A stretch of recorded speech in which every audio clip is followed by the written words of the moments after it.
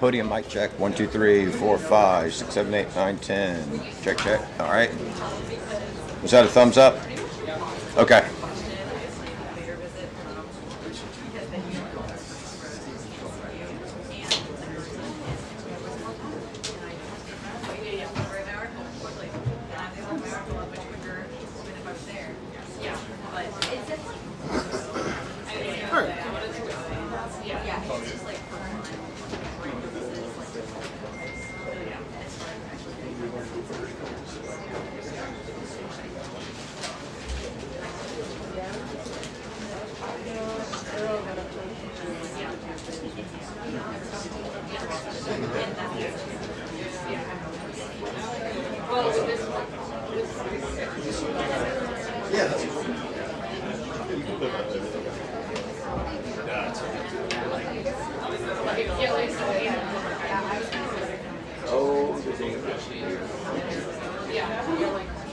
Everybody's standing hard. I'm coming through. Coming through.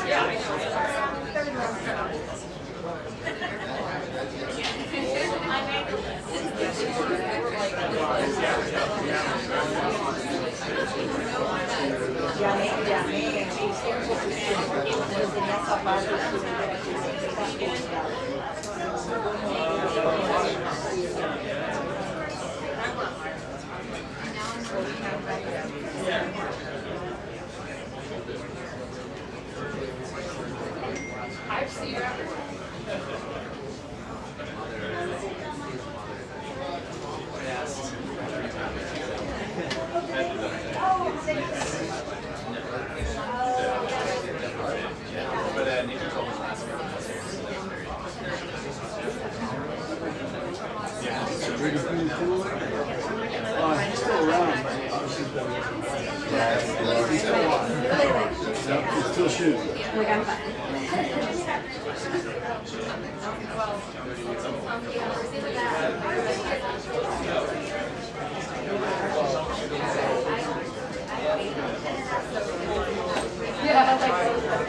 They were very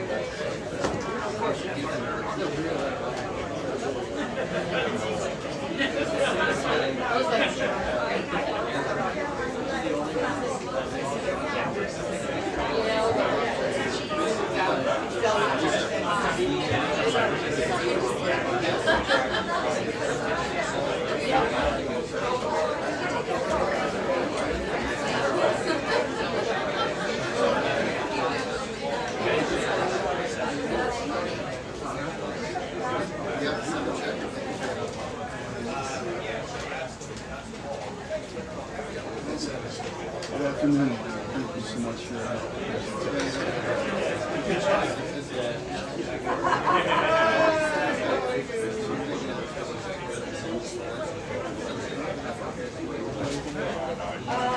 only fight tomorrow. But I think one word is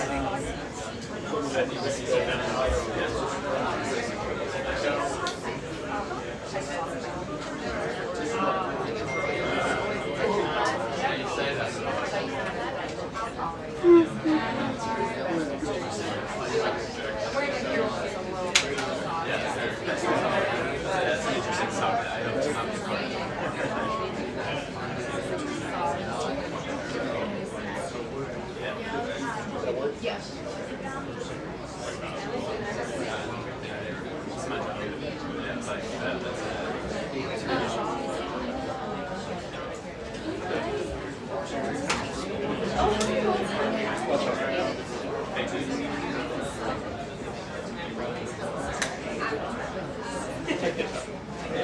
It's all safe.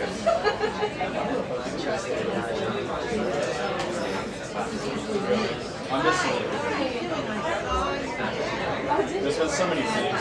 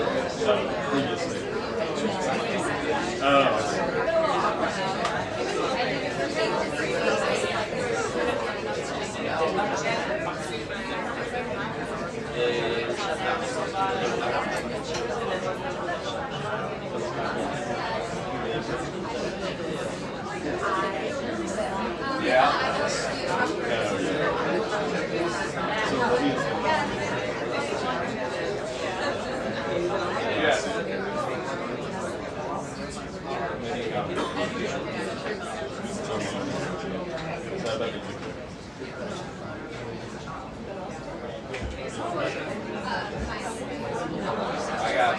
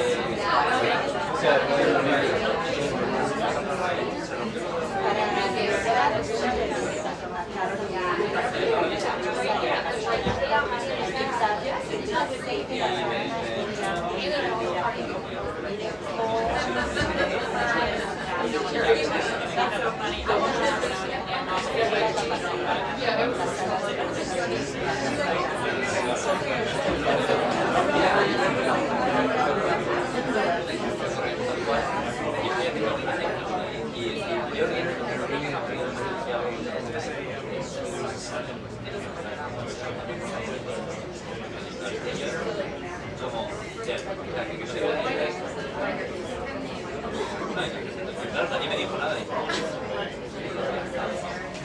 Y claro,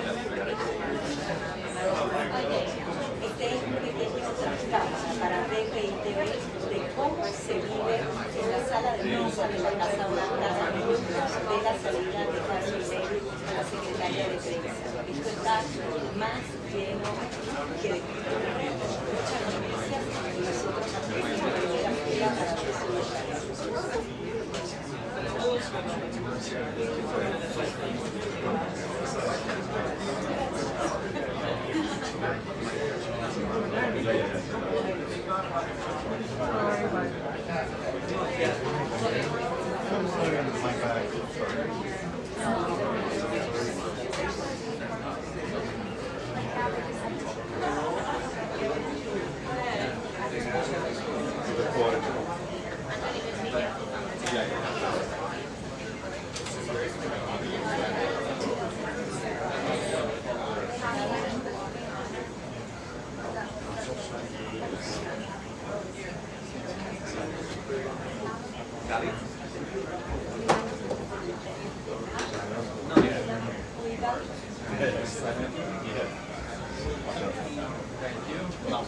Not one.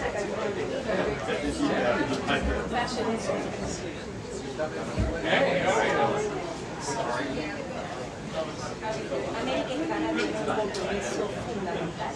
Está en el lugar correcto para poder empoderar cada vez más a los que estamos en Estados Unidos. Más importante que la sala de prensa de la Casa Yes, sir. donde se dan anuncios más importantes. That's all I think too, yeah. Never know. Sending. 6 or 7%. Yeah, so you know how it is. So, yes, yeah, you too.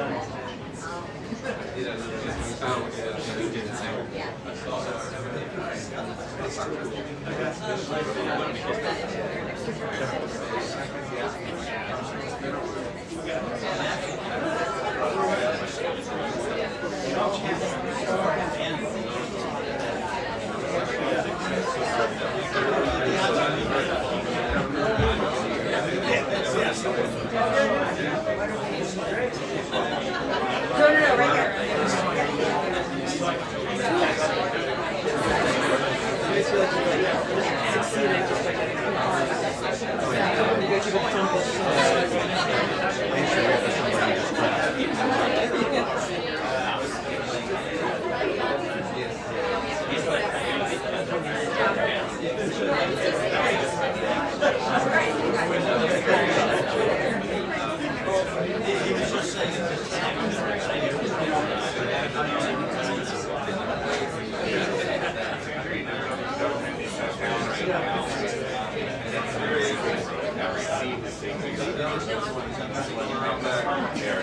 for all the way to the back. So we could get the first reaction from the press secretary and any possible special guests that you might have come out about this shutdown. The main point seems to be, the basic point seems to be that Republicans are using, Republicans think that illegal immigrants are getting taxpayer-funded health care. Democrats say that they are lying, and either side is giving an opinion on that. They're both presenting evidence trying to back up the cases, and that's what makes us feel like we're trying to shut down. And so they are now just five black Democrats from retaining us. But there are still 5,000 businesses that are talks about possibly stop gas. Maybe the weeks, maybe 2, maybe a month, so they can back out volunteer subsidies. Democrats are affected, but it doesn't hurry both sides. Are really tough here. 7 years ago, we had the last shutdown. There's a lot more urgency from wanting a Capitol Hill to do something. And so the impacts are starting to be felt. Some folks are working with the executive office of the president here in Washington had to release furloughed an hour ago at noon. And so the place is kind of clearing out except for press. And the other big news we also get reported about, which is 2020 because that is the other big story this week. You know, the Hamas negotiators have had 20 points that President Trump eventually met down have agreed to. And in Gaza, we don't know if they're allowed to leave. Hamas negotiators are allowed to leave. The Department of Defense takes or leave it, or what exactly President Trump is doing says holding back Israel more than Gaza and additional jobs. Hamas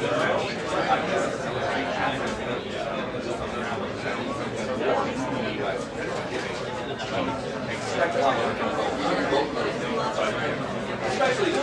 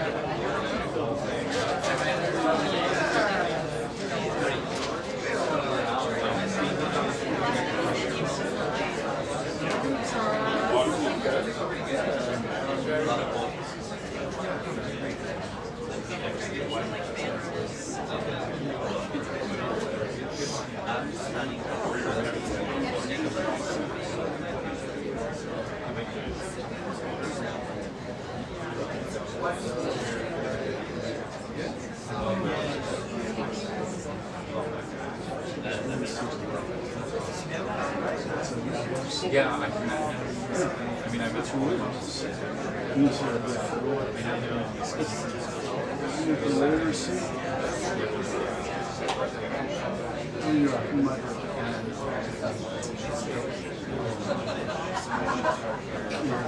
Yes.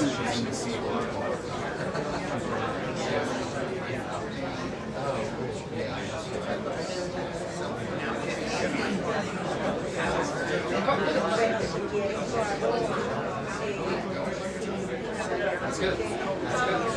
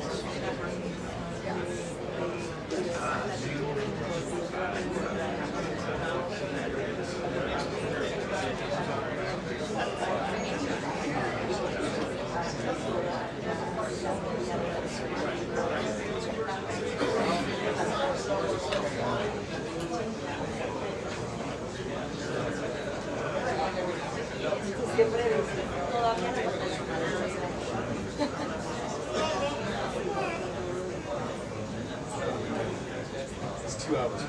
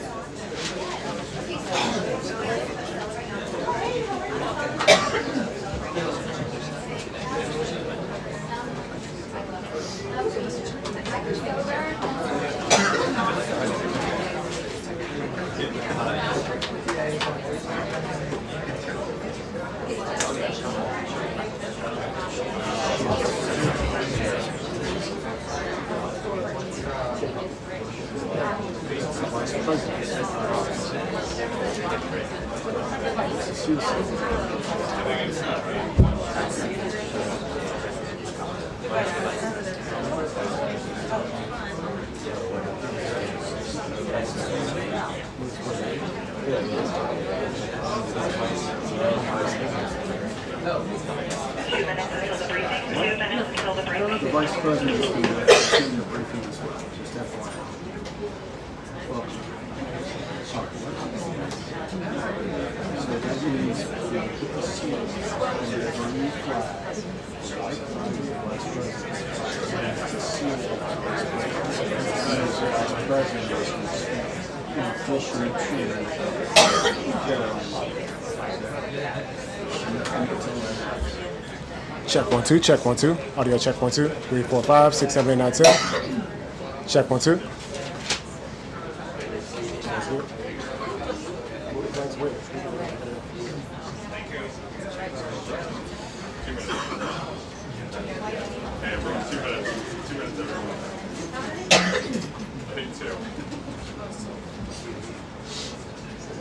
No, we're more than 2 minutes late.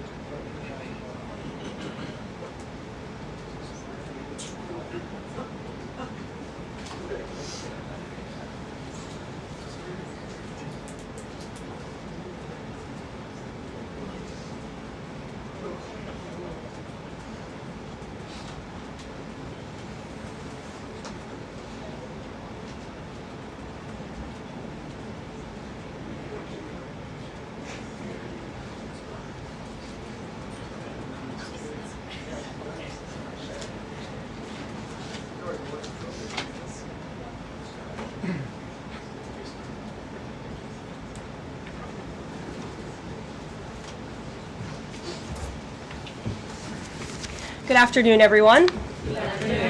Packed house here today, and I have a very special guest with us, the Vice President of the United States. He'll deliver some remarks and take some questions. First, I just want to share remarks of my own. Democrats in Congress have officially shut down the United States government. House Republicans passed a nonpartisan, clean piece of legislation to extend current government funding until November 21st. But nearly every single Democrat senator voted against this bill. To be clear, this was the exact same bill that Democrats approved 6 short months ago in March, just adjusted for inflation. This is the same kind of clean funding bill that Democrats passed 13 separate times when they held the majority during Joe Biden's administration. So the American people woke up this morning and asked the obvious question: why is the government shut down right now? The answer is pure partisan politics being played by the Democrat Party. The Democrats shut down the government because President Trump and the Republicans will not force American taxpayers to pay for free health care for illegal aliens. America is $37 trillion in debt. We cannot afford to provide taxpayer-funded free health care to illegals who broke the law to enter our country. To put this all into perspective, the Democrats refused to keep the government open over health care to illegal aliens and now have jeopardized critical health care programs for American citizens instead. The Women, Infants, and Children program, community health center funding, Medicare treatment options, and other health programs are now all at risk because of the Democrats rejecting the clean CR. The most vulnerable in our country are being punished because the Democrats want to prioritize illegals over American citizens. And if Democrats actually cared about health care, they would applaud the actions taken by President Trump just yesterday in the Oval Office. He took a bold and massively popular action to improve our healthcare system. He announced the first agreement with a major pharmaceutical company, Pfizer, to lower drug costs for Americans. This is a historical achievement long sought by past Democrat presidents that only President Trump was able to get done. Also yesterday, while the Democrats were whining about health care for illegal aliens, President Trump signed a powerful executive order to supercharge American AI innovation and unlock cures for pediatric cancer patients in the United States. While President Trump took action to lower drug prices and improve the lives and the care of American children with cancer, again, Democrats are fighting to give health care benefits to illegal aliens. The Trump administration is fully committed to lowering healthcare costs and advancing policies that will save American lives. But right now, we need to keep the government open and funded. And individuals and organizations across the political spectrum, across the country, agree with the Trump administration and Republicans. The labor union leader, the Teamsters, Sean O'Brien, sent a very blunt message to Democrats over their destructive antics. He said American workers are not bargaining chips. Senators need to stop screwing around and pass the House-passed clean short-term funding bill. The U.S. Chamber of Commerce, the world's largest business organization, called to immediately pass the Republican Clean CR, saying, quote, shutdowns are harmful to the economy, the American people, and our national security. And even Democrat Senators Cortez Masto and Fetterman acknowledged that their party is betraying the American people with this costly and chaotic Democrat shutdown. Enough is enough. Democrats need to stop sabotaging our country and holding the American people hostage in the country. Democrats need to do their jobs. The American people want the government reopened, and this is proven in a New York Times poll showing that 2 in 3 Americans say the government should not be shut down by the Democrats, even if their absurd demands are not met.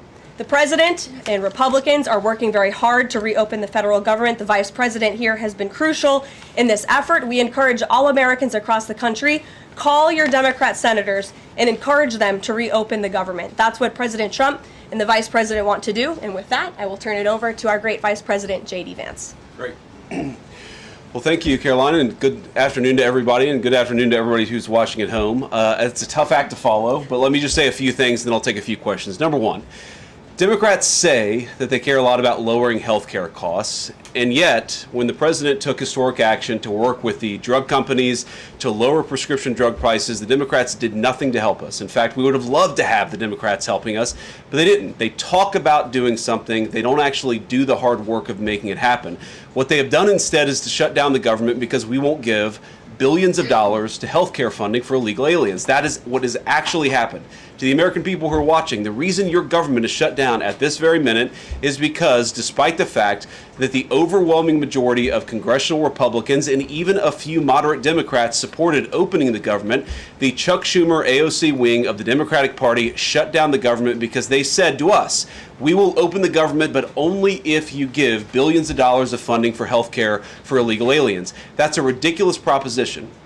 Let me say two other quick things, and then again, I'll take some questions. Number one, we all understand that Democrats and Republicans have policy disagreements. The Democrats want to do things. Look, when Chuck Schumer and Hakeem Jeffries were in here a couple of days ago, they made some suggestions that the president was more than happy to say, yes, let's sit down and talk about how we can solve the health care crisis that we inherited from the Biden administration. But it's one thing to say that we should solve the health care crisis for Americans. It's another thing to say that we're going to shut down the government unless we give the Democrats every single thing that they want, which, as Karoline says, includes giving billions of dollars of taxpayer funding for health care for illegal migrants. That's ridiculous. You don't have policy disagreements that serve as the basis for a government shutdown. Let's have the conversation about how to fix American health care, about how to make health care more accessible. As the president showed, he's more than willing to act on behalf of the American people for this very reason. What you don't do is say, unless you do exactly what we want to do as congressional Democrats, we're taken hostage. And the hostage, it turns out, is critical, essential services that the American people need. Karoline talked about some of it. Let me talk about some more. Our troops are not getting paid starting today because of the Chuck Schumer wing of the Democratic Party. We have people who require food assistance, low-income Americans who require food assistance, who will not get it unless we reopen the government, thanks to Chuck Schumer and his wing of the Democratic Party. We have flood insurance as we start hurricane season in the southeastern part of our country. That flood insurance is going to disappear because of Chuck Schumer and the far left of the Democratic Party. We need to reopen the government. Let's fix America's problems. Let's work together to solve them. But let's reopen the government before we have our negotiation about health care policy. That's what the American people demand, and that's certainly what the President of the United States wants. Let me make one final point. I think a lot of Americans are asking themselves, why did this happen? Why did the Democrats shut down the government despite, as Karoline said, voting on the exact same piece of legislation 6 months ago? And there are a lot of different spins that we can put on it, a lot of different answers that we could give, all of them true. One answer I already gave is that they want to give health care benefits to illegal aliens. That is true. They gave us legislative text that would have undone us cutting off health care benefits for illegal aliens. That's one of the things that they asked for. But the reality here, and let's be honest about the politics, is that Chuck Schumer is terrified she's going to get a primary challenge from Alexandria Ocasio-Cortez. The reason why the American people's government is shut down is because Chuck Schumer is listening to the far left radicals in his own party because he's terrified of a primary challenge. So I'd invite Chuck Schumer to join the moderate Democrats and 52 Senate Republicans, do the right thing, open up the people's government, and then let's fix health care policy for the American people. Questions? Mr. Vice President. That's a lot. Matt Boyle. Okay. Mr. Vice President, there's two key Democrat lies I would like to get your take on and see if you can address. The first is that you're seeing a number of top Democrat leaders, from Kamala Harris to Chuck Schumer to Hakeem Jeffries, claim that it is a Republican shutdown caused by Trump.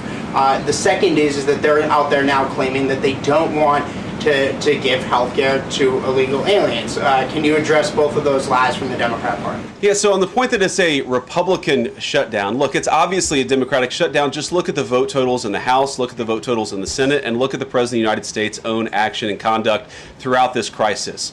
Nearly every single House Republican voted to open the government, Matt. Nearly every single Senate Republican voted to open the government last night, and even to their credit, a few moderate Democrats voted to open the government. That's not a Republican shutdown when nearly every single Senate Democrat votes to shut it down and every Republican voted to open it up. It's just obviously not true. Now, you can disagree about a number of things, but you can't disagree about the obvious fact that Republicans voted to open the government. The president stands ready to sign that opening of the government. We just need a few more Democrats to join us in that effort to open the government. Your final question about illegal alien benefits. Look, the text is very clear, and I even saw, I think it was George Stephanopoulos in an interview with Mike Johnson, did a fact check that was totally rooted in baseless claims. It was basically Democrat propaganda. If you look at the legislative text that they gave us, they tried to turn on two separate provisions that would give health care benefits to illegal aliens. Number one, if you're an American citizen, you've been to a hospital in the last few years, you probably noticed that wait times are especially large, and very often somebody who's there in the emergency room waiting is an illegal alien, very often a person who can't even speak English. Why do those people get health care benefits at hospitals paid for by American citizens? The answer is a decision made by the Biden administration that the Trump administration, working with congressional Republicans, undid. We turned off that money spigot to health care funding for illegal aliens. The Democrats, in their legislative text, want to turn it back on. That's one thing. The second thing, Matt, is we all know that there are various ways in which the Biden administration waived away illegal immigration status. They gave parolees, they gave asylum claims to people who weren't really claiming asylum. And when they waved the magic wand of amnesty, giving millions of people legal status even though they were in the country illegally, they also gave those people access to health care benefits. So what the Democrats are engaging in is a sleight of hand. They're saying, no, no, no. Those weren't illegal aliens who were getting health care benefits, even though everybody, knows they were in the country illegally. It's a lie told by the Democrats that they're not trying to give health care benefits to illegal aliens. It's a lie that is obviously untrue if you just look at the text that they gave us, and all you have to do is understand that this is about who benefits. We think the American people's government ought to benefit American citizens. The Democrats are willing to shut it down to benefit illegal aliens. The contrast couldn't be more clear. Peter. Thank you, Vice President Vance. The big holdup is, of course, that you guys say illegal immigrants are getting taxpayer-funded health care. Democrats say you're lying. That makes it feel like it could be a really long shutdown. Is this going to be a long shutdown? You know, I don't know. I can't predict what congressional Democrats are going to do, Peter, but I actually don't think it's going to be that long of a shutdown. This is a pure guess from the Vice President of the United States because I think you already saw some evidence that moderate Democrats are cracking a little bit. They understand the fundamental illogic of this. Look, for years, every single one of us, we can remember Barack Obama on the White House lawn. We can remember Chuck Schumer. We can remember, Nancy Pelosi. For years, in Chuck Schumer's case, for literally decades, we've heard them say, you don't shut the government down over a policy disagreement. Okay, Republicans think this thing about health care, that thing about health care. Democrats think this thing about immigration, Republicans disagree. Whatever those disagreements are, you don't shut down the government over it. For the first time since the Democrats have been in politics, they're now saying that unless we get every policy item that we demand, we're going to shut down the people's government. They're trying to take a hostage, and we're not going to let them. And the administration announced today that $18 billion bound for New York transportation projects is going to be frozen so it can't go to DEI programs there. But the timing of this, does announcing that today mean that you guys are going to squeeze Chuck Schumer's home state until he blinks? Look, I haven't talked to Russ about this morning, but look, I'm sure that Russ is heartbroken about the fact that he's unable to give certain things to certain constituencies. We want to do everything that we can to help the American people, but when the Democrats shut down the government, we have to actually do a little triage to make sure the most critical and most essential services are provided. The government does a lot of things. Of course, Republicans think that the federal government probably does too much, but there are a lot of critical things the federal government does that absolutely all of us would agree need to do. Our troops need to get paid. Our air traffic controllers need to make sure that people are flying safely and on time. We need low-income people to be able to access the food services that are provided by the federal government. There are critical things that need to be saved. We're going to do everything that we can over the coming weeks, if the shutdown lasts that long, to ensure that people get the essential services that they need, despite the fact that Chuck Schumer has shut down the federal government. It's not going to be perfect because we are in a government shutdown. We are going to have to lay some people off if the shutdown continues. We don't like that. We don't necessarily want to do it, but we're going to do what we have to keep the American people's essential services continuing to run. Thank you. Yeah. Thank you, Mr. Vice President, and thank you for being here. Yesterday, President Trump said, as a result of the shutdown, we'll be laying off a lot of people that are going to be very affected, and the Democrats, they are going to be Democrats. Has the administration asked agencies to target federal workers who they believe to be Democrats in these reductions of forces? We're not targeting federal agencies based on politics. We're targeting the people's government so that as much as possible of the essential services can continue to function. That is the question the president has asked the entire government, is fundamentally, okay, we're in a shutdown. That causes some problems. The troops aren't getting paid. There's nothing that we can do about that while the government is shut down. But there are essential services that we want to make sure as much as possible they still continue to function. That is the principle that's driving us forward during this shutdown. It's going to continue to be the principle that drives us forward. But let's be honest. If this thing drags on for another few days or, God forbid, another few weeks, we are going to have to lay people off. We're going to have to save money in some places so that essential services don't get turned off in other places. That is the reality of the government shutdown that Chuck Schumer and the Democrats have foisted upon the administration. So what did he mean by they're going to be Democrats? He said they're going to be Democrats. You've laid out a lot of the pain and problems that would come with a Democratic shutdown, and yet in the Oval Office yesterday, the president said that a lot of good could come from a shutdown. So square that circle. Which is it, a Democratic-caused crisis or a Republican opportunity for reform? Well, I think all the president is saying, Phil, is that he wants to make sure the American people's government functions as well as it can, despite the fact that we're in a shutdown. We're going to have to make things work. And that means that we're going to have to triage some certain things. That means certain people are going to have to get laid off. And we're going to try to make sure that the American people suffer as little as possible from this shutdown. That's what the president is saying, is that, yes, this is a bad thing. Obviously, the president is trying to reopen the government, but we're going to make things work as well as we possibly can, given the constraints that we have. And then on those policy differences for the discussion and the negotiations to come later, during the Biden administration, Democrats twice voted to expand these Affordable Care Act tax credits, but those were supposed to be temporary and they were slated to expire at the end of the year. As you sort of crack the door open to negotiation at a later date, would the party that ran on defunding Obamacare really negotiate about potentially expanding Obamacare? Well, Phil, what we've said to the Democrats is that we're willing to have a conversation about how to ensure that Americans continue to have access to health care, and frankly, they should have access to better health care at a lower cost. We inherited a mess of a health care system from the Biden administration. It's why the president has worked so hard on the most favored nation status for prescription drugs. It's why we care so much about lowering the cost of prescriptions and why we're doing everything else. We're willing to have that conversation, but I think it's important to bracket the health care policy conversation because it's separate from the government shutdown. We think that we can open the government and then have the conversation about what best healthcare policy to fit the needs of the American people. That's all we're trying to do. That's all we're trying to accomplish. We've got to reopen the government first. Now, Karoline, I don't know how you do this, how you actually choose people, because I don't know 90% of the names in here. Is it just who's the best dressed? Okay, I really like your shirt. Go ahead. Thank you, Mr. Vice President. You are President of the Senate. Can you talk about what you're doing, what the administration is doing to try to get other Senate Democrats to vote to open the government?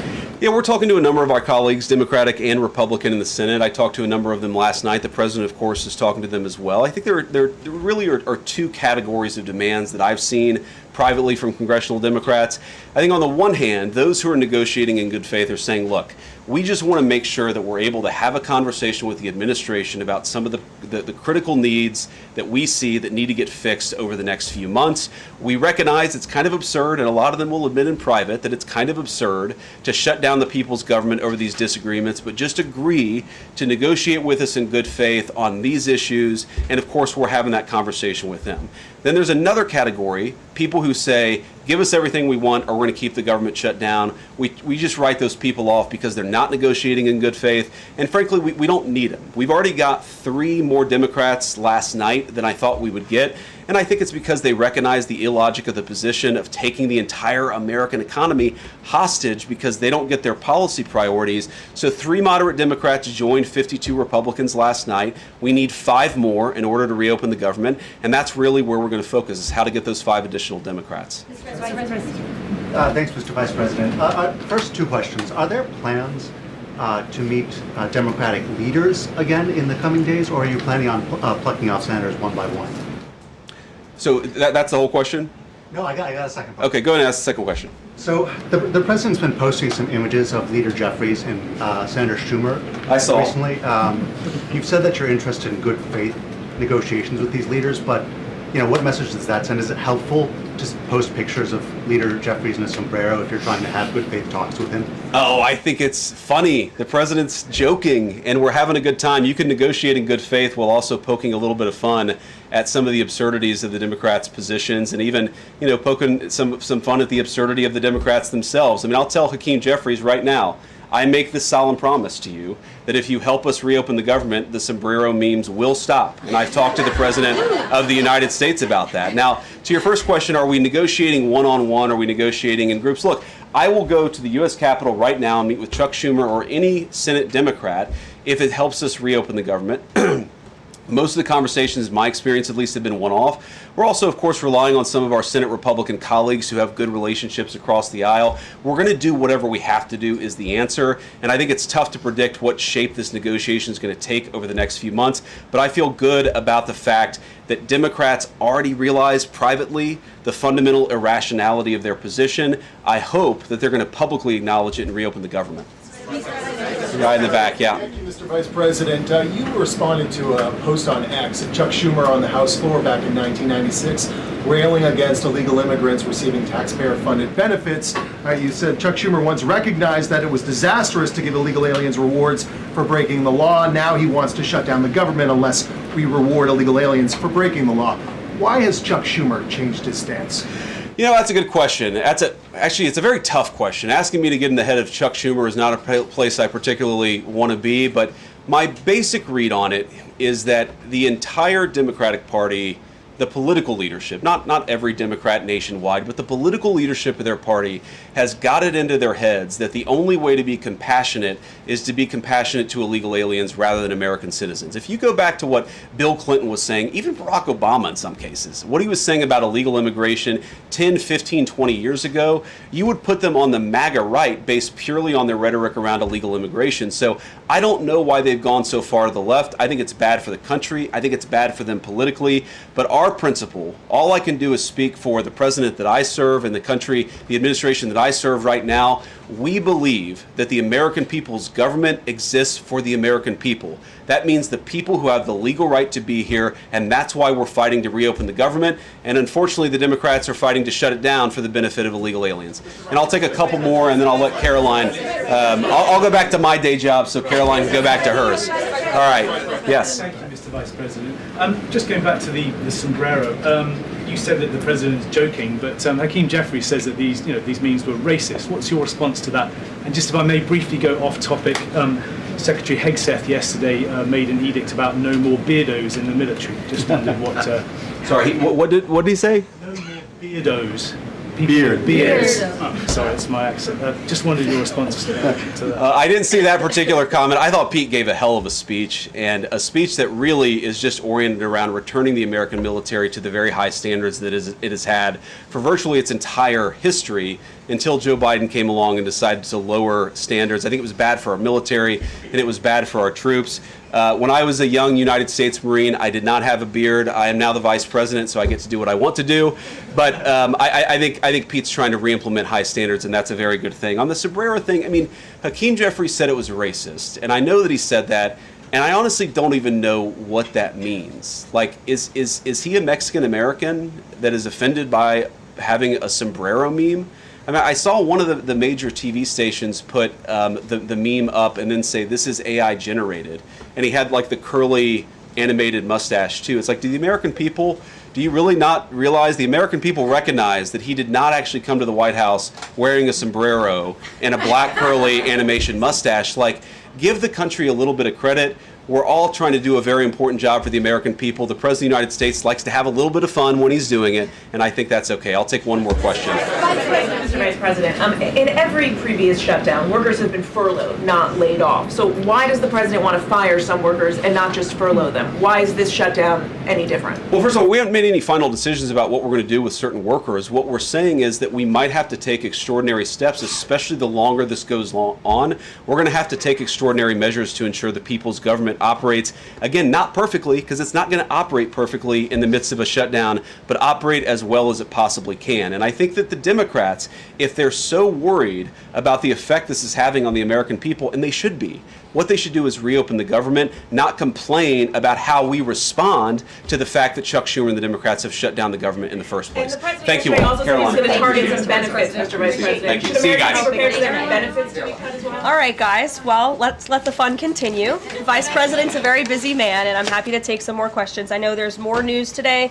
Aside from the shutdown, we can focus on the shutdown if you want, but let's go ahead. Kate, why don't you start? The president talked about doing things that he said were irreversible during the shutdown, cutting vast numbers of people, he said, and cutting programs. Can you specify what exactly he was referring to, what's on the table and what's going to be cut? Look, I think the Vice President just referred to this in some of the answers that he gave regarding the layoffs. There are unfortunate consequences to a government shutdown, and the federal government is not receiving any cash at the moment, and so the Office of Management and Budget has been tasked with looking over the receipts and looking over the budget of the entire federal bureaucracy, and as the Vice President said, determining what needs to continue to go out the door and what can we continue to keep running and what unfortunately is going to have to come to an end. So those decisions are being made, and unfortunately layoffs are very likely, as the Vice President just said, going to be a part of that. And has the White House had any direct response from Hamas from the peace proposal that was laid out? The president said he would give 3 or 4 days, but is there a hard deadline now, or what are the next steps here? I will reiterate what the President of the United States said, 3 or 4 days, and I can tell you that there are some very sensitive discussions that are taking place, but I certainly don't want to get ahead of any announcement at this podium. I'm going to let Special Envoy Witkoff and the President of the United States handle that. Thank you, Caroline. 2 questions. First of all, following up on that, the president said yesterday, I believe, within 3 or 4 days he wanted to hear an answer from Hamas. Is he still sticking by that timeline? Yes, as I just confirmed. And second question is a comment that's gotten a lot of global attention. Senator Dick Durbin, he was set to receive a Lifetime Achievement Award from the Catholic Church. He's since declined accepting it because there has been some controversy. Pope Leo commented on this, and he said that someone who says I'm against abortion, but I'm in agreement with the inhumane treatment of immigrants in the United States, I don't know if that's pro-life. You've been very open about your Catholic faith. How do you respond to that? I would reject there is inhumane treatment of illegal immigrants in the United States under this administration. There was, however, significant inhumane treatment of illegal immigrants in the previous administration as they were being trafficked and raped and beaten, and in many cases killed, over our United States southern border. You also look at the inhumane treatment at the hands of some of these illegal immigrants that took place under the previous administration as well. Laken Riley comes to mind, a beautiful American citizen who was killed at the hands of an illegal immigrant. So this administration is trying to enforce our nation's laws in the most humane way possible, and we're upholding the law, and we're doing that on behalf of the people of our country who live here. Josh. Thanks a lot, Caroline. What is the level of concern that the administration has regarding a protracted government shutdown in terms of its impact on the U.S. economy and also its impact on small businesses as well? Well, look, this government shutdown is no doubt going to impact everyday Americans, and it is the fault of the Democrats that we are in this position. And I know I relayed some programs that will be impacted, the Vice President did as well, but I just want to make sure the American public understand what the Democrats have done to our government and our country. 1.3 million active duty troops will work now without pay. Critical food assistance for low-income women, infants, and children will now lapse. No new mothers or children are allowed to join this critical program because of the Democrats' decision to shut down the government. Telehealth services for seniors and in-home treatment options for Medicare patients will now come to an end. Nearly 50,000 members of the United States Coast Guard are going to have to work unpaid. Over 13,000 air traffic controllers will work without pay, as well as TSA agents, which will very likely create flight disruptions. And pay will now stop for over 150,000 federal law enforcement officers. These are not just numbers and statistics. These are real Americans who have families at home. And I saw some Democrat members today saying they're still going to accept their paychecks because they have 3 kids at home and they have mouths to feed. Well, so do these federal workers who those same Democrats just voted to shut down the government and turn off their pay. And we believe that's very unfair, and it's why the administration wants to see the government reopened. GDP growth fell by about 0.5 percentage point during the last government shutdown during the president's first term. Are you expecting a similar type of impact on GDP growth related to this potential protracted government shutdown? Well, look, I think it's dependent upon how long this shutdown continues. So it's dependent on how long it takes Democrats to muster up the coverage, 5 of them to vote in the best interest of our country, our citizens, and our economy. Eamon.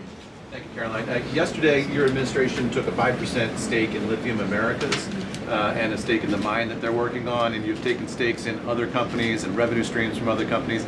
Can you articulate the broader principle here? When does the administration see it as appropriate to demand equity stakes or revenue streams from American companies? And what other companies are you going to be demanding those from? Well, look, this is a creative solution by the President of the United States to tackle our nation's crippling debt crisis. As I said earlier, we are $37 trillion, trillion with a T, in debt. And not only is the President effectively utilizing tariffs to bring in massive amounts of revenue, and there's billions of dollars coming in every month. I know you know that, even, because you cover it on CNBC quite well. So the President is focused on how can the United States government make more money? How can we make our country wealthy and rich again? And cutting some of these unique creative deals with companies around the world and here at home is just one way the President is seeking to do that. And I know the Department of Energy just announced this new deal. It's another great deal for the American people and our government. Reagan. And Elisa Cook. Sure, go ahead. Elisa Cook, Yeah. the Supreme Court said today that she's going to be allowed to stay at the Federal Reserve Board until oral arguments in January. Does the President have any personal reaction to that? This has been something he's been very intent on. Look, we have respect for the Supreme Court, but they're going to hear the actual case and make a determination on the legal argument in January. And we look forward to that because we maintain that she was fired well within the President's legal authority to do so. She was removed from the board, and we look forward to that case being fully played out at the Supreme Court. Reagan. Caroline, I have one for you on E.J. Antoni and one on the shutdown. Sure. CNN reported that Collins and Murkowski declined to meet with E.J. Antoni, raising concerns that his nomination was in trouble.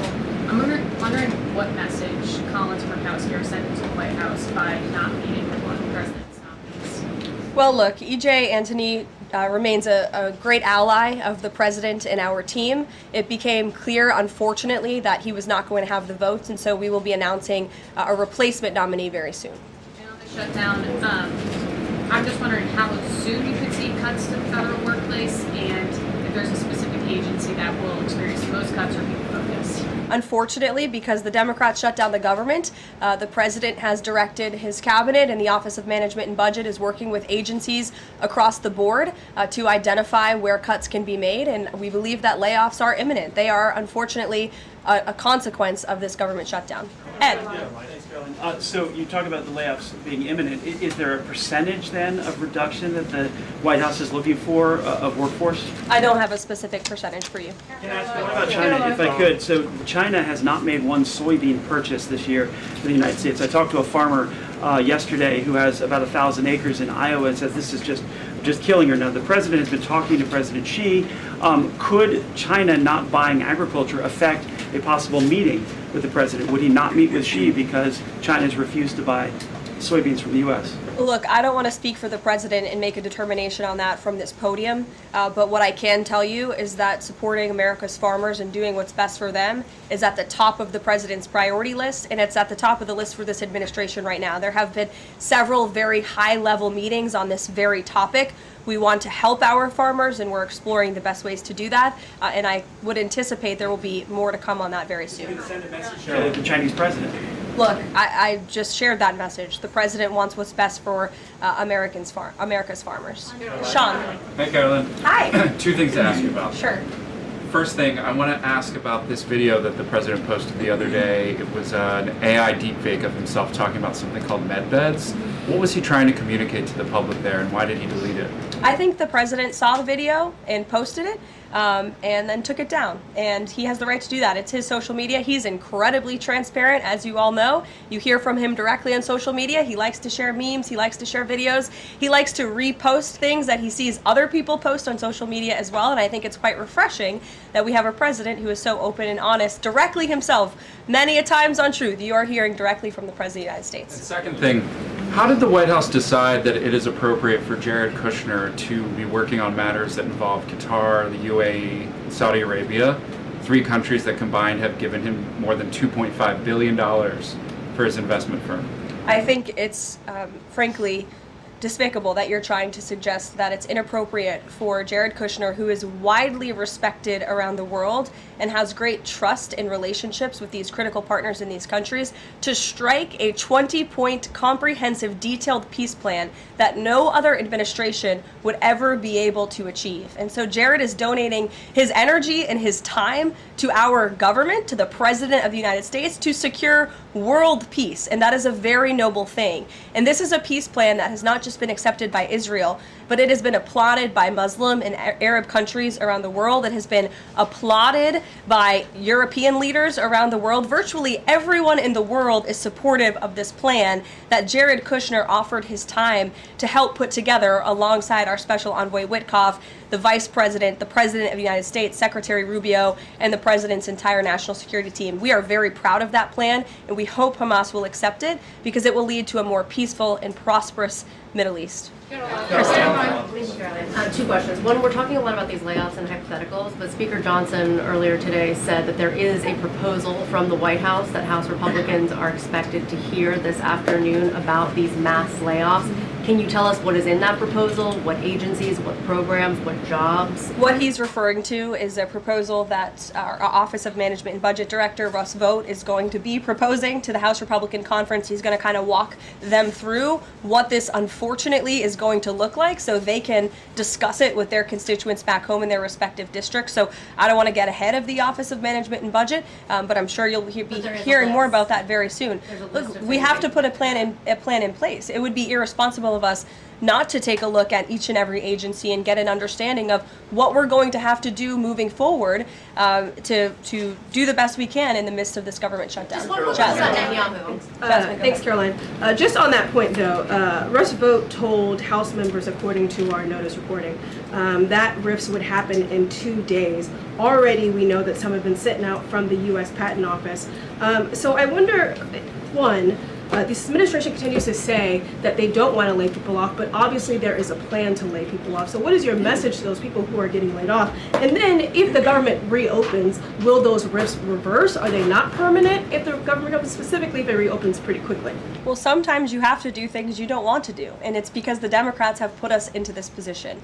If the Democrats did not vote to shut down the government, we would not be standing up here talking about layoffs today. We'd be talking about all the other news stories going on in the world in our country. We'd be talking about all of the great things that this administration is doing to uplift Americans across the country. But unfortunately, the Vice President of the United States and I have to come out here today to talk about a government shutdown that the Democrats put us in this position. And the second question, Thanks, Caroline. I'm just trying to clarify the timing of these potential layoffs to federal workers. You said imminent. The Vice President seemed to say in a couple of days. It looks like Russ Vought maybe said in 2 days. When would these layoffs begin? 2 days, imminent, very soon. You will expect more announcements right now. Is it just not unclear, or are you waiting? No, it's not unclear. All of those things are very synonymous with one another. These rifts are unfortunately going to happen very soon. And it'll definitely Dasha. Caroline, we've been talking about the Affordable Care Act, enhanced premium tax credits, and sort of the politics of it all, right? But this is a very real, tangible impact that American people will feel. The Kaiser Family Foundation says that with the ACA enhanced premium tax credits, without them, premiums will go up 114% on average. 19 million of the 24 million people who rely on the coverage are in states that President Trump won.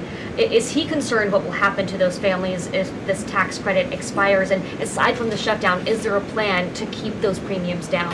Look, as the Vice President just said, we are more than happy to have this conversation. The President and the Vice President and this team are more than happy to have that conversation with Republicans and Democrats on Capitol Hill.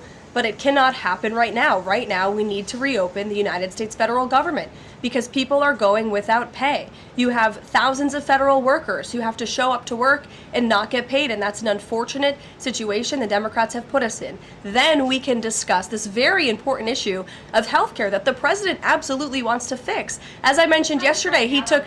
But those premiums do not expire until the end of the year. It's October 1st right now. And so we have a few months to have that conversation. And it's irresponsible of the Democrat Party to try to convince the American people that that conversation has to happen right now. No, what needs to happen right now is the reopening of the United States federal government. And then this administration will be happy to work with Democrats in good faith to come to a policy determination. But one red line the government has already made clear, this administration has already made clear, this administration is never going to support taxpayer-funded benefits going to illegal aliens. And we think it's despicable that that was one of the first proposals that Democrats put in their funding proposal, in their CR. The Republican CR was a clean CR that would keep the government open. Democrats have voted for it 13 times in the past. The Democrats put this poison pill in there, this partisan pill. Why? Because they are beholden to the far left radicals in their party. And you already see 3 moderate Democrats having the courage to say, no, we need to keep the government open, and then we can have these conversations about health care. Mary. Caroline, I just want to circle back to something the Vice President said about Ocasio-Cortez, and actually Vice President can come up sooner. So if Schumer is catering to the demands of Ocasio-Cortez, can you share whether the White House views this as cracks in Schumer's leadership, and would the Vice President be open to meeting with someone like her if she is assuming this role in the Democratic Party? I'll let the Vice President speak on that himself.